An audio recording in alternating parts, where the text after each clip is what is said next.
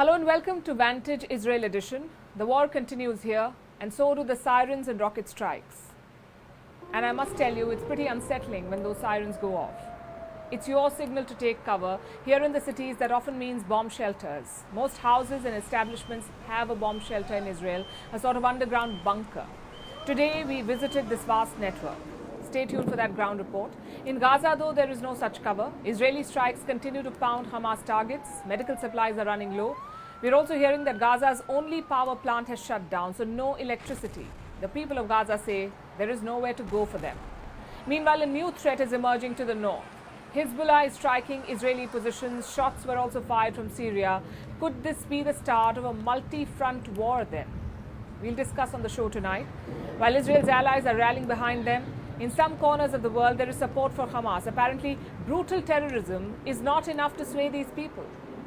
We will tell you who these people are and what drives their politics. Let's get started.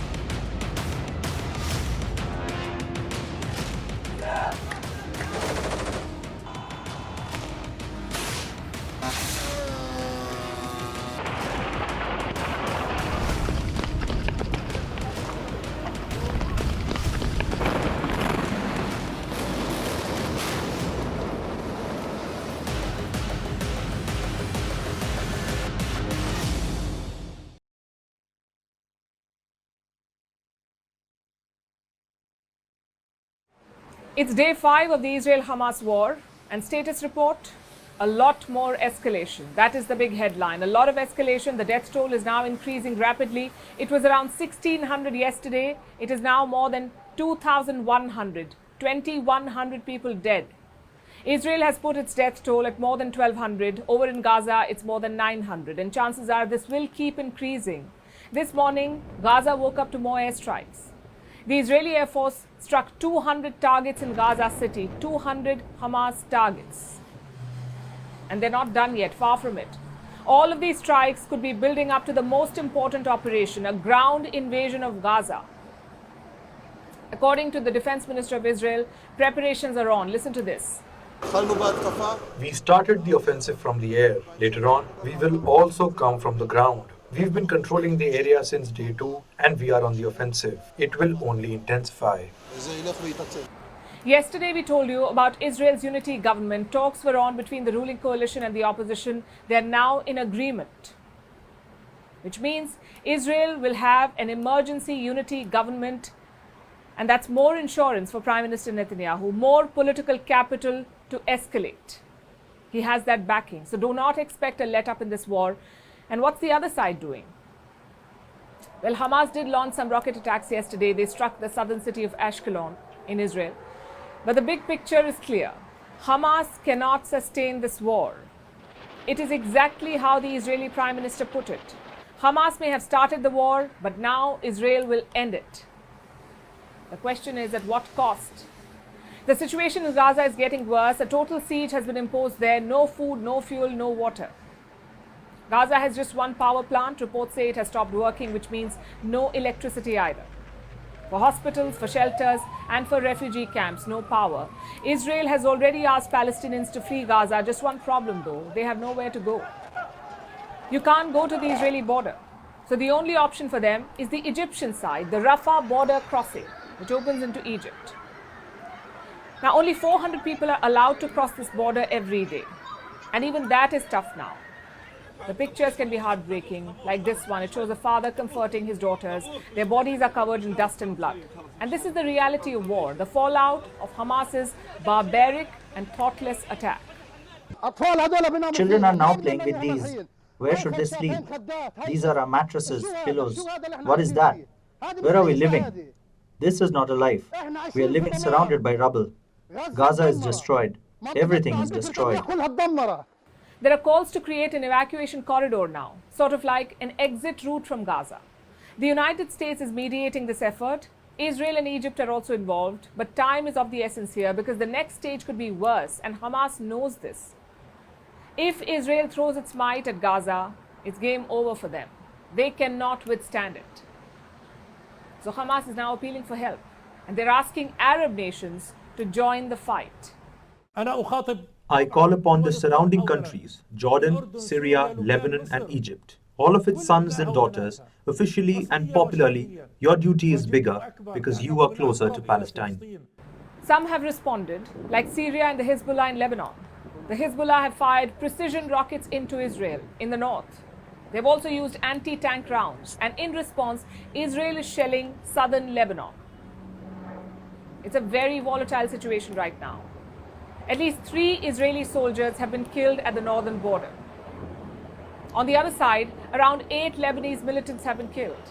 Now, Israel and Hezbollah are sworn enemies. So if this war spills over, expect Hezbollah to join. And it's not just them. Israel is dealing with fire from Syria as well. Unidentified projectiles landed in Israeli territory, and in response, the Israelis fired back. So here's what Israel's war effort looks like right now. To the south, it's an all-out war. Israel versus Hamas. To the north, there is sporadic fighting against the Hezbollah in Lebanon and Syria. Plus, there is action in the West Bank. Palestinians are mobilizing and protesting there in the West Bank, and Israel is cracking down on them. Reports say around 21 Palestinians have been killed so far, so anything is possible. This single front war could turn into a 2-front or even a 3-front war. Israel and its allies know this. Yesterday, Prime Minister Netanyahu spoke to US President Joe Biden, and that phone call was on camera. Listen to what Netanyahu told Biden.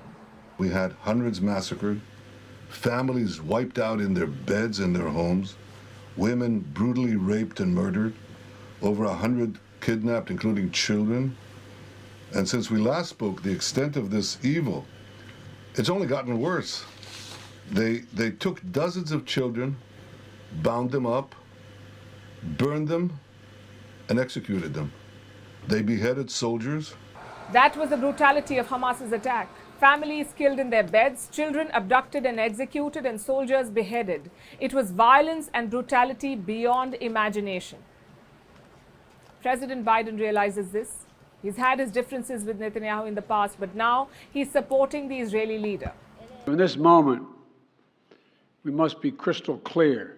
We stand with Israel. We stand with Israel. And we will make sure Israel has what it needs to take care of its citizens, defend itself, and respond to this attack. There's no justification for terrorism. There's no excuse. The U.S. military aid has already arrived in Israel. Aircraft carrier Gerald Ford is also in place. It is the largest carrier in the whole world, also the most advanced U.S. warship. There is now talk of sending a second carrier, the USS Dwight D. Eisenhower. It was supposed to head towards Europe, but the Pentagon is considering a new plan to deploy this carrier to the eastern Mediterranean. And that's a lot of firepower. You see, these carriers do not sail alone. They sail as an armada. We're talking about cruisers, destroyers, fighter jets. So the message from Washington is quite clear. We have Israel's back. Netanyahu was likely waiting for this go-ahead. He's got everything in place to invade Gaza. Around 300,000 reserve soldiers are on standby, 3 lakh soldiers. Dozens of tanks and artillery vehicles are ready. It's either a grand invasion plan or a very good bluff. But considering what Israel has just been through, the invasion seems more likely. It will be costly, yes. It will be violent and brutal. But Netanyahu may not have an option. His intelligence failures have already boxed him in. He may see the invasion as redemption.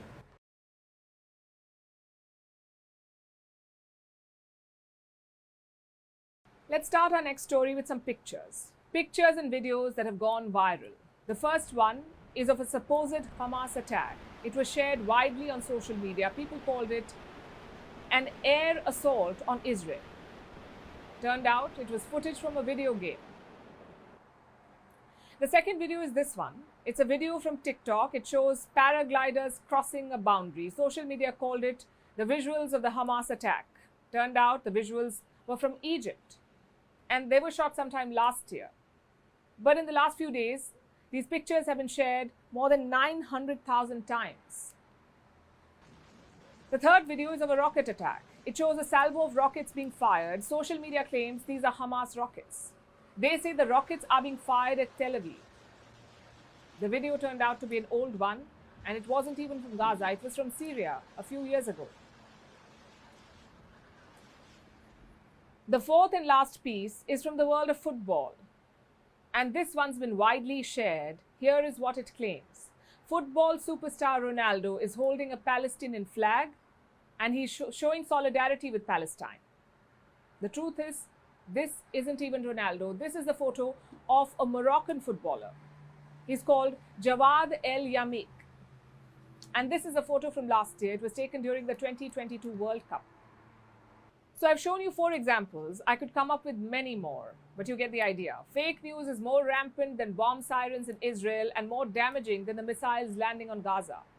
This war is being fought on the digital battleground too. It is flush with misinformation, and this is not a first. It happened in 2021 during the Gaza war. It happened again in 2022 during the Ukraine war, and it still happens. And now we are seeing the same story play out in Israel, although on a much larger scale. Fake stories and photos are circulating on social media sites, Facebook, TikTok, Instagram, X, you name it, and they have fake news. And the last one, X, seems to be particularly problematic. X was formerly known as Twitter. Elon Musk bought it last year. He renamed the platform. He fired half the staff. He also sold verified blue ticks for $8. And that is leading to a problem now. I'll explain why. While fake news on any platform is dangerous, it is especially so on Twitter. Because for a decade, Twitter had become the source of news for the world. Leaders made announcements here. Government shared information here. Verified accounts gave updates here.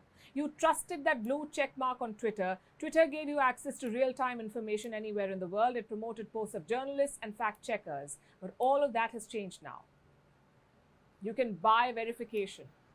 And if you've paid money, it doesn't matter what you post. The platform will promote it. Also, Elon Musk has fired most of the fact-checking staff. So fake news abounds. It is dangerous in the best of times. It can be deadly during a war. Wrong pictures can be used to craft narratives, to inflame passions, and to misinform. So Europe has now issued a warning to Elon Musk. It's about the fake news spreading on X. The European Union wants Musk to respond in 24 hours. They say failure to comply with EU regulations will result in a fine. How much money are we talking about? Some 6% of X's annual revenue. Although this is not just about money, this is a much larger issue.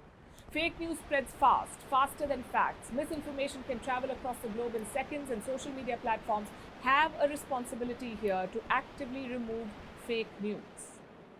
But I must say the responsibility does not end with them. It applies to all of us, to you and me.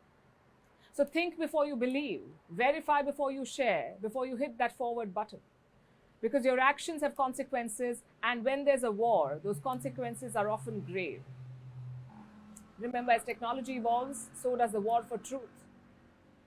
It is up to each one of us, each and every one of us, to pursue that truth now.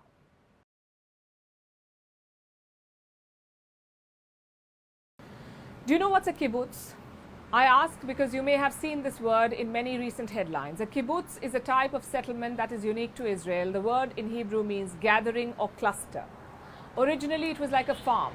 The first kibbutz was founded in the year 1910. The purpose was agriculture. But today, Israel has more than 270 such settlements, or kibbutzim. One of them is called Kfar Aza. It is in the news. It is located just 3 kilometers from Gaza. The residents here led a blissful life, but all of it changed last Saturday. Hamas terrorists stormed Kfar Aza. They carried out a massacre, among the worst that Israel has seen. Those who've survived are sharing tales of horror.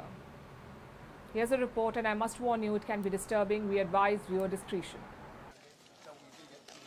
A crushed crib lies outside a home. Burnt cars line the streets. Corpses lie everywhere, in the houses, on the roads, and some are wrapped in body bags. The stench of death follows you wherever you go. Just days ago, Kfar Aza was a sleepy kibbutz. Today, it's the scene of one of Israel's worst massacres. And I want to say something. It's not a war. It's not a battlefield. You see the babies, the mother, the fathers in the bedrooms, in the protection rooms, and how the terrorists kill them. It's not a war. It's not a battlefield. It's a massacre. It's a terror activity. The residents of this kibbutz lived a blissful life. They had gardens, swings, outside terraces. But Kfar Aza is located just 3 kilometers from Gaza. Their bliss was often interrupted by rocket attacks by Hamas. They were used to it. They accepted it as a price they had to pay for the country life. But none of them could have imagined what unfolded on Saturday. They didn't expect Hamas would breach their defenses and then kill so many people. Kfar Aza was one of the worst hit communities in Israel. On Saturday, Hamas stormed the kibbutz. The first line of defense was the kibbutz guards. These were residents with military experience. They usually patrolled the perimeter. Soon, Hamas killed all of them. So there were rumors flying about that there were terrorists inside the kibbutz. A few hours later, it was clear that it was definite that there were terrorists inside the kibbutz. We heard shootings, and we were basically barricaded in for 21 hours until the army rescued us. We kept hearing shootings and gunfire and bombs and alarms, and just didn't know what was happening, just our worst nightmares. Then they attacked the residents. Some were stuck in their safe rooms, others were killed. It all continued until the Israeli army came in. Even then, it was a fierce battle that went on for hours. When the army came into our home, we didn't know that it was the army. We couldn't know. We just heard people coming into our house. They broke down the door and they went into the house and they started trying to pull the doors for the safe room out. And at that moment, I was sure that this is it. Some of the bodies of Hamas terrorists still line the streets. They are yet to be removed. As for the death toll, Israel still doesn't have an official figure. We know that several residents have been killed, but no one knows exactly how many.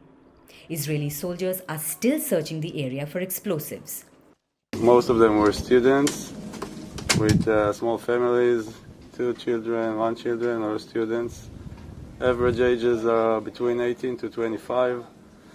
And this neighborhood was brutally attacked and slaughtered. Soldiers are still securing the streets of the kibbutz. You can hear explosions. Sirens warn residents of rockets. This was once a quaint and peaceful community. Today, charred houses and bodies line the streets of Kfar Aza. Its residents scarred for life. A sign that the kibbutz went through hell and back. A sign that life here will never be the same again. We're still processing it. It's going to be a while, very long.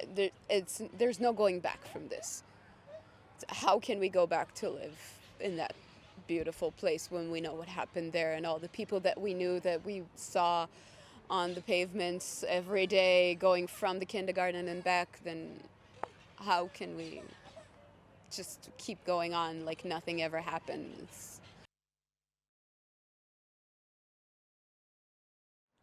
Hamas is brutal. They're terrorists who do not care about people, neither Palestinians nor Israelis. After Saturday, you would think there is agreement on that. Well, think again. People are lining up to support Hamas and to blame Israel for what has happened. They're blaming Israel for what it has suffered. Now, let's be clear about 2 things here. First of all, we sympathize with Palestine. They have become refugees in their own land. It is wrong. But whose fault is that? Was it the fault of the 260 youngsters who attended the Reem Music Festival? Was it the fault of the children in Kfar Aza? Was it the fault of the grandmother abducted from Be'eri? I don't think so. Killing innocent Israelis does not advance the Palestinian cause. It is not activism. It is bloodlust. And that's point number 1. Point number 2, Hamas is not Palestine. They are a terror group that rules over Gaza. The last elections in Gaza were held in 2006. It's been around 18 years. 18 years, no elections. You cannot call yourself a legitimate party, a legitimate government. If the Hamas is so popular, Why not hold elections? Why not prove their popularity then? Let me tell you what an opinion poll found in July 2023. 62% Gazans wanted Hamas to uphold the ceasefire. 62% wanted the ceasefire. They did not want Hamas to start a war with Israel. And what did Hamas do? The exact opposite. The same poll revealed more interesting data. 50% Gazans wanted Hamas to stop demanding Israel's destruction. 70% wanted the Palestinian Authority to take over Gaza. The Palestinian Authority rules over West Bank. Most Gazans prefer them over the Hamas. So like I said, Hamas is not Palestine. And most of us understand this difference. Even major world powers do. Listen to the European Union's foreign policy chief. The Palestinian Authority is our partner. We don't deal with Hamas, but yes, we support and we deal and we work together with the Palestinian Authority. And not all the Palestinian people are terrorists. So it's as simple as it gets. But tell that to some so-called activists. A student organization at Harvard University has released a statement on Saturday's attack, and this is what they say. Today's events did not occur in a vacuum. The apartheid regime is the only one to blame here. They're talking about Israel. How about that? This is the message from America's elite university. 1,200 Israelis dead, but the whole thing is Israel's fault. It makes total sense.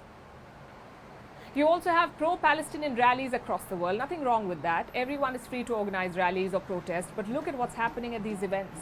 In New York, people are holding up the swastika, the Nazi symbol. In Sydney, they're chanting anti-Semitic slogans. In London, Jewish eateries are being attacked. How is any of this helping Palestine? It isn't. But it exposes their true colors. By all means, protest against Israel if you want to, express solidarity with Palestine if you want to, but at the same time, condemn what happened on Saturday. What is wrong is wrong. You cannot justify that by pointing at the past. Some habitual offenders are openly supporting Hamas, like Iran and Hezbollah. Some mainstream politicians are doing so behind the scenes, like the liberal Democrats in America. You may know these faces: Ilhan Omar, Rashida Tlaib. They're members of the US Congress. Neither of them has condemned the Hamas. Instead, they're asking the US to stop helping Israel. There is clear anti-Semitism at play here. Take Ilhan Omar, for example. In 2012, she accused Israel of hypnotizing the world. Now, to give you some context, hypnotism is linked to an offensive Jewish stereotype. In 2019, she did it again. She accused Israeli lobbies of using Benjamin's baby. Again, to give you some context, Benjamin's baby refers to $100 bills.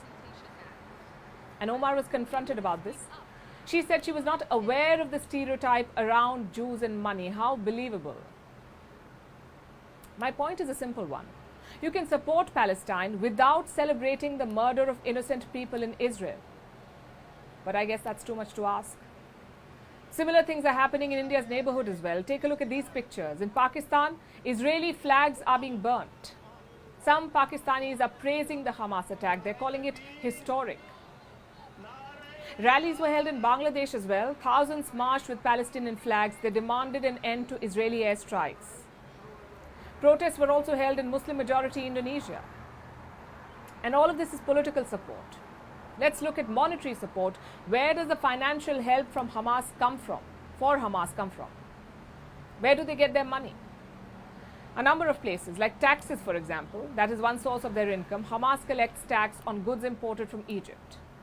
In 2021, this was worth $12 million per month. Iran also gives them a lot of money, around $100 million every year. Then you have Qatar.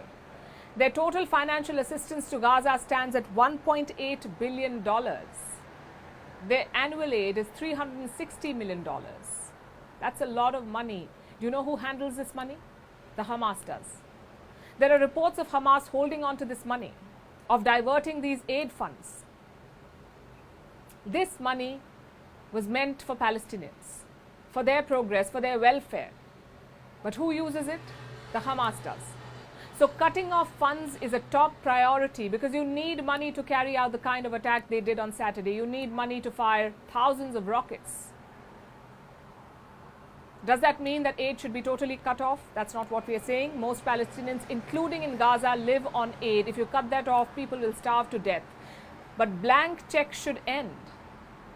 The aid should be delivered and monitored by global agencies. The likes of Hamas should not be able to touch that money. If not, the aid will never reach the people and the attacks will not stop.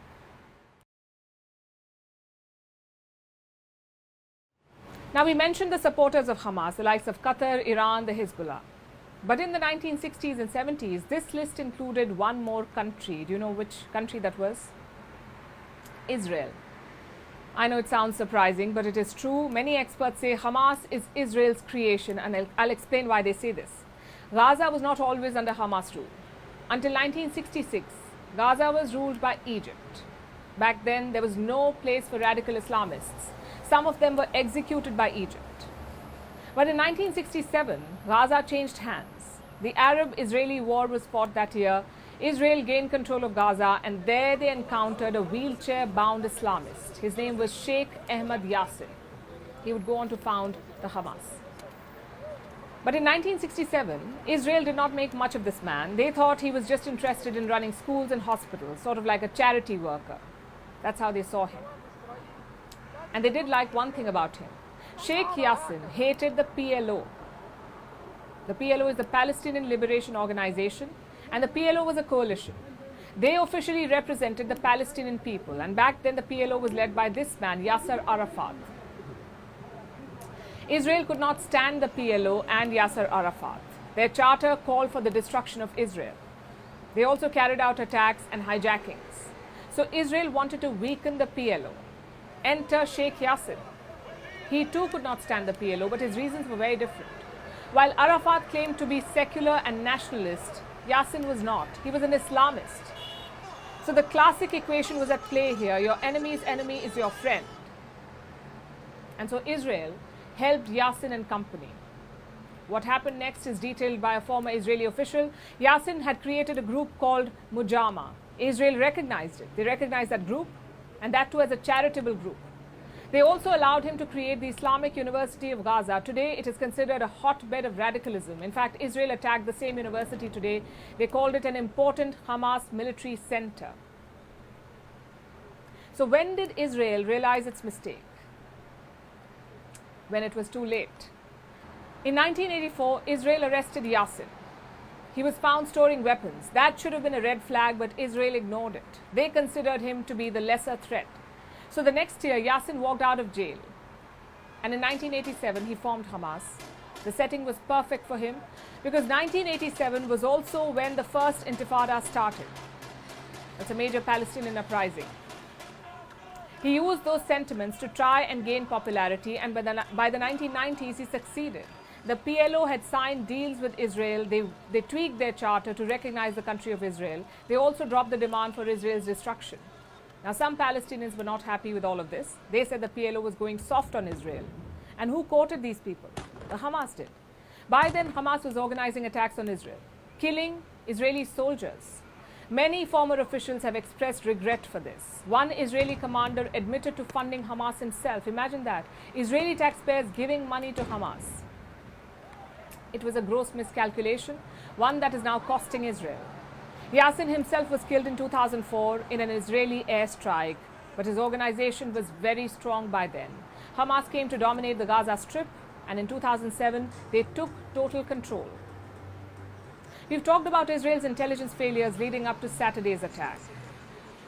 We could say Hamas too is one such mistake, a grave error of strategic judgment. Israel is not alone though. Many countries have made such mistakes, like the Taliban and the US, Pakistan and the Tehreek-e-Taliban. And it's a lesson for governments around the world. You cannot control or leverage radicals, because in the end, you will pay.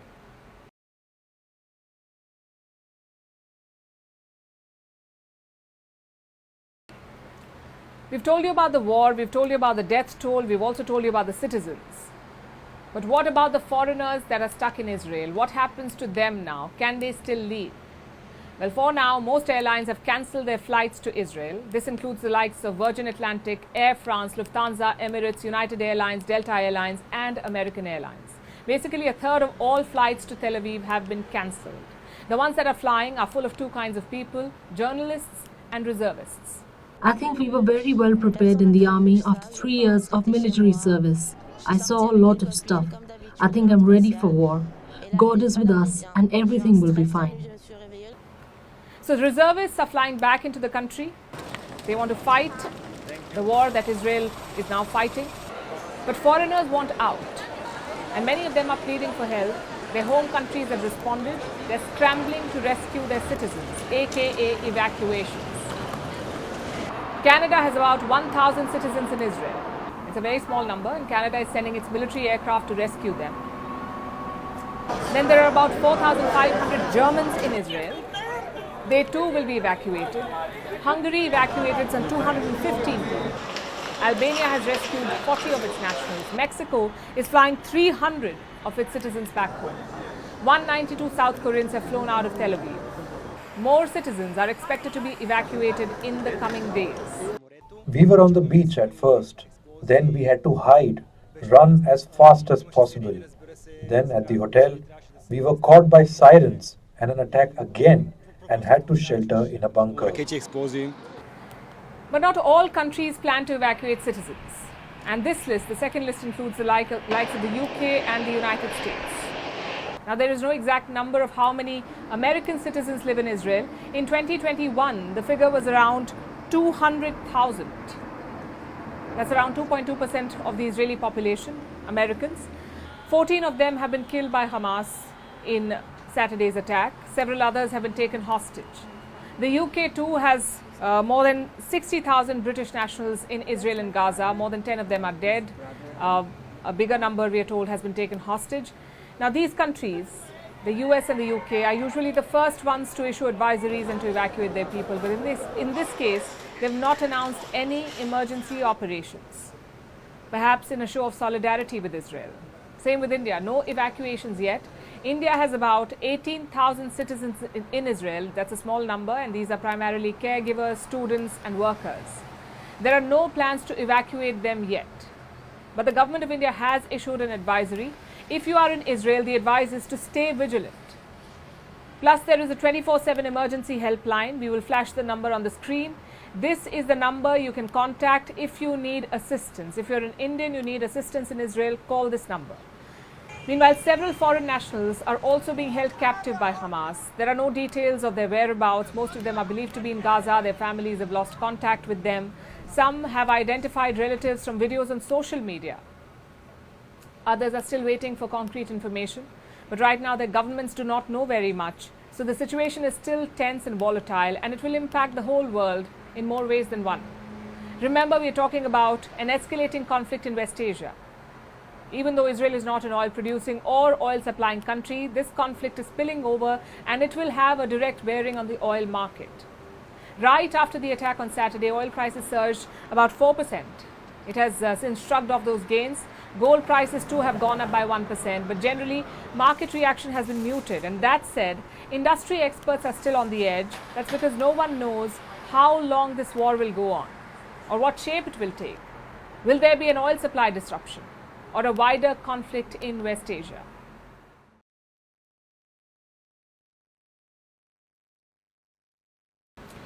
One of the biggest challenges for Israel right now is ensuring the safety of hostages.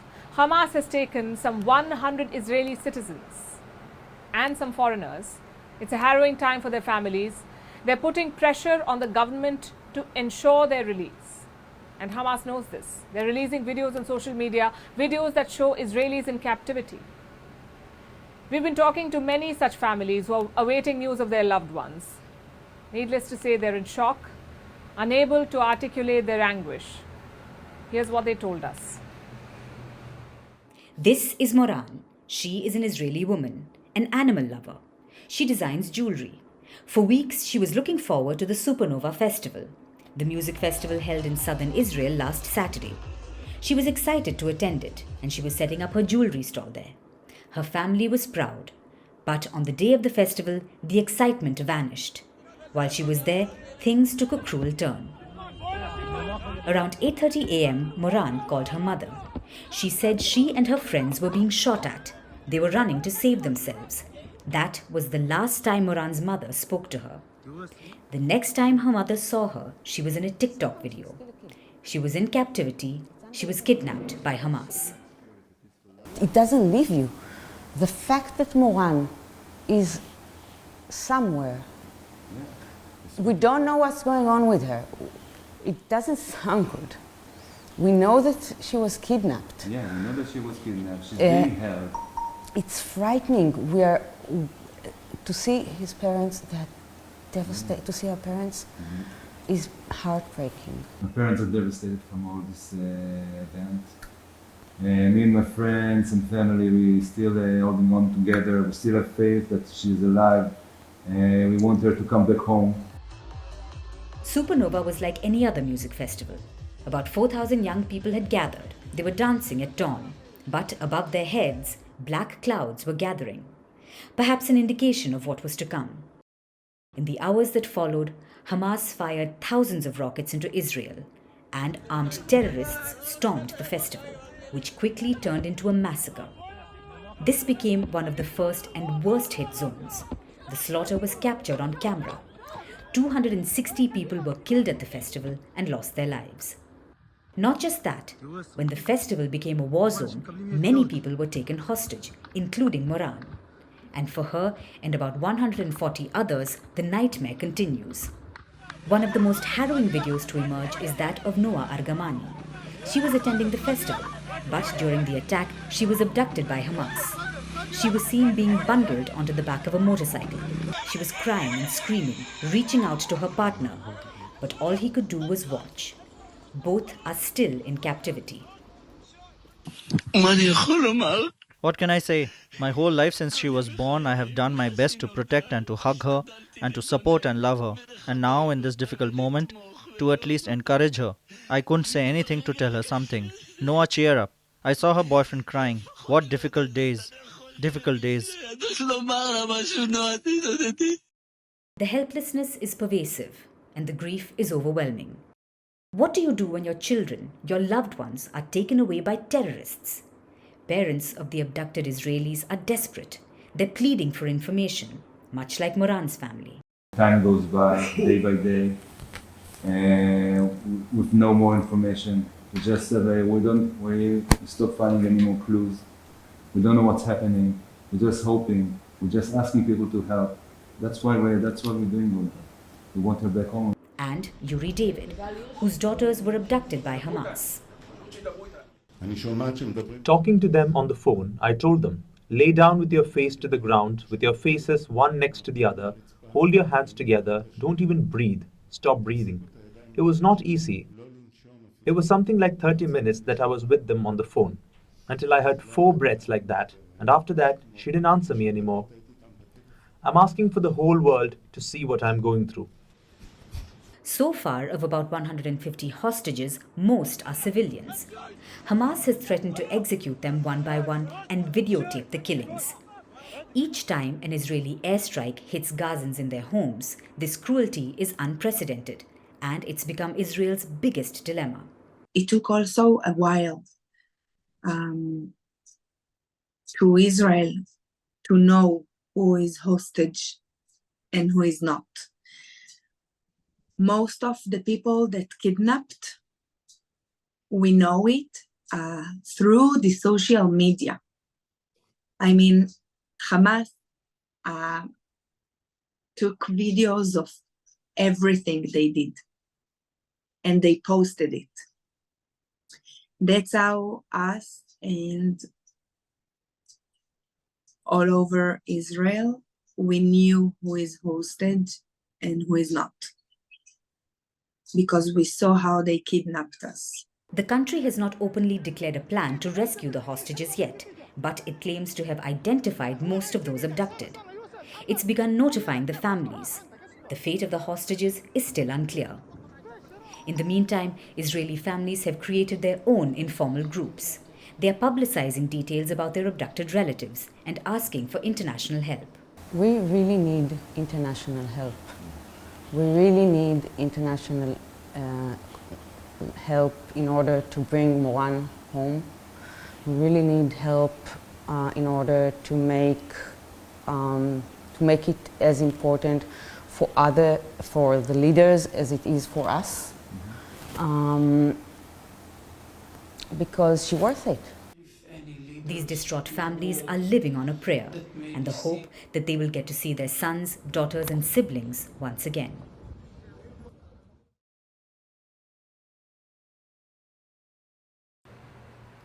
The streets of Tel Aviv wear a deserted look. The normally bustling city has been quiet since Saturday. That's because rockets from Gaza reached here and it's not over yet. Every once in a while you hear an explosion nearby. Air raid sirens start ringing. People rush to take shelter. It's become a way of life, and for Israel, it's not really a new story. This is arguably the global capital of bomb shelters. The government mandates the construction of such safe havens across the country. Israel spends a lot of money on building shelters and bunkers. They're placed strategically so that people have quick access to them, because the difference between life and death here can be a few seconds. Earlier today, we went to one of these bunkers in Tel Aviv, and here's what we found. Since Saturday, Israel has been a war zone. Sirens sound regularly across most cities. The alarms are a signal. They tell people to get off the streets and take refuge in shelters like this one. If you're, for instance, in a border village, then you have 15 seconds to rush to a shelter and to go to safety. If you're in Jerusalem, which is away from the border, then you have 1 minute and 42 seconds. So this is how they've mapped the entire country and people's access to shelters like these. Residential, communal and institutional shelters can differ quite a bit. Every residence must have a shelter or security room. They usually have reinforced concrete walls and ceilings. The floors should be 20 to 30 centimeters thick. The doors made of steel. Windows, if any, should be shatterproof. The safe rooms are to protect against a variety of assaults: rockets, shrapnel, gunfire, and even chemical attacks. Even the smaller residential shelters should be able to withstand all of these attacks.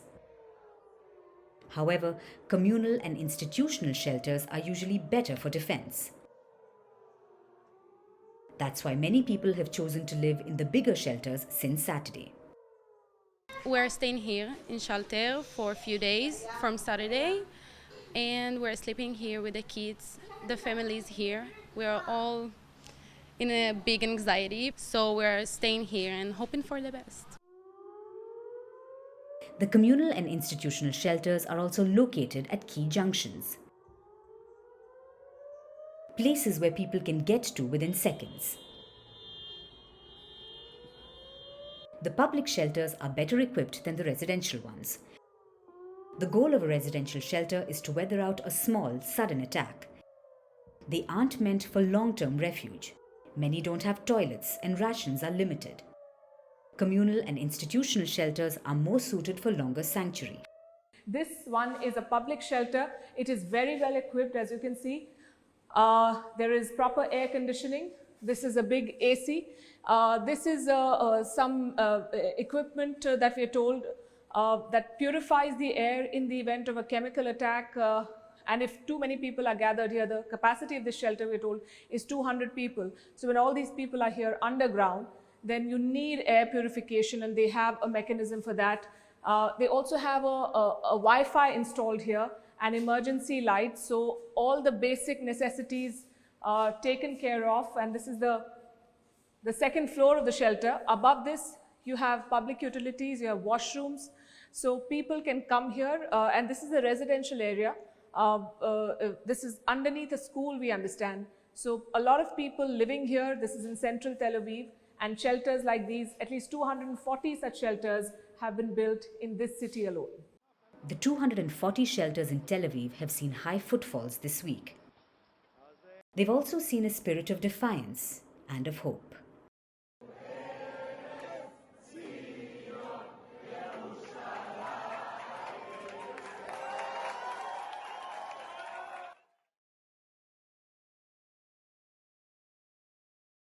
While people head to bomb shelters, Israel's high-tech defense mechanism kicks into action, aka the Iron Dome.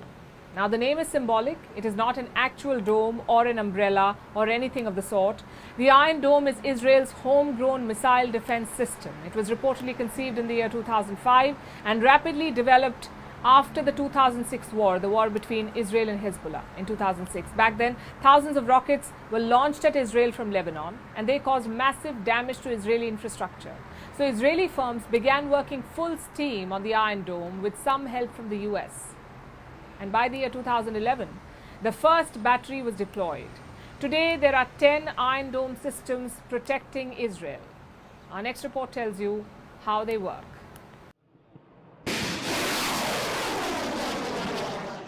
The Iron Dome, Israel's force field, Tel Aviv's all-weather rocket propulsion system, a system that Hamas breached on Saturday.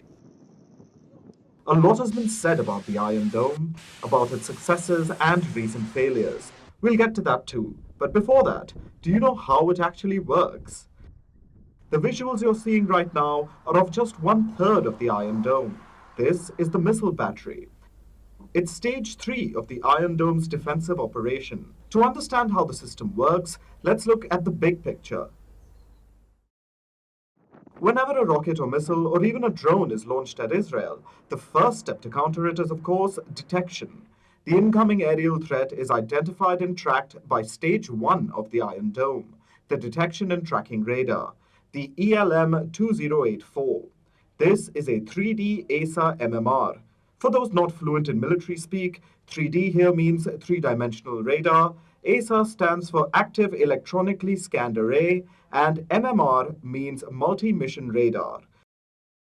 The important thing to know about the ELM-2084 is that it is state-of-the-art. It detects even the smallest projectiles over a large range. It can detect, identify, and then follow the incoming threats. Not just that, it also keeps a track of Israel's own missiles, so that the Iron Dome doesn't accidentally target Israeli weapons.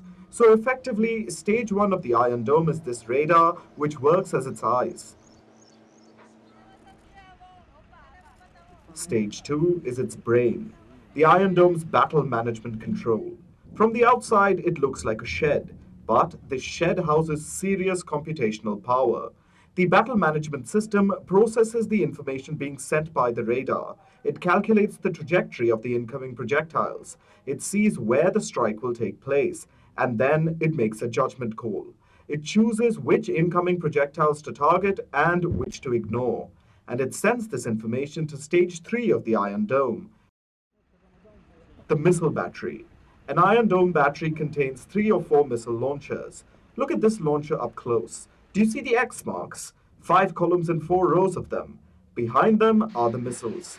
Each launcher contains 20 Tamir interceptor missiles. Tamir means tall in Hebrew. Interceptor is self-explanatory. These missiles have a range of between 4 to 70 kilometers. They're fired at the incoming projectiles, and the interceptors then live up to their name. They take out the target and protect those below.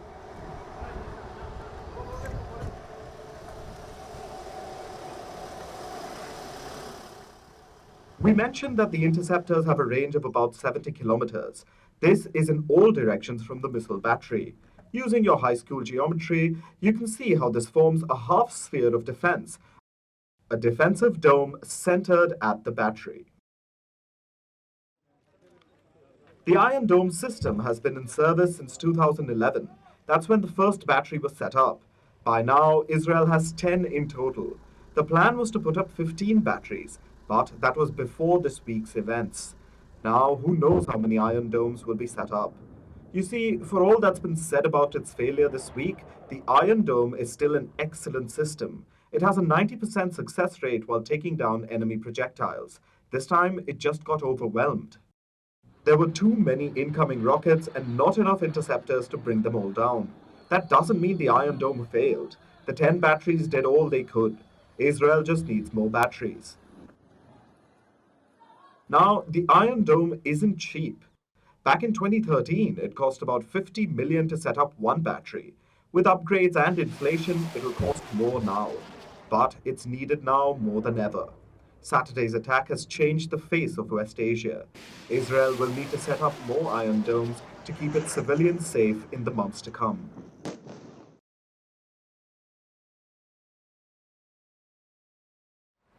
So here's where we are.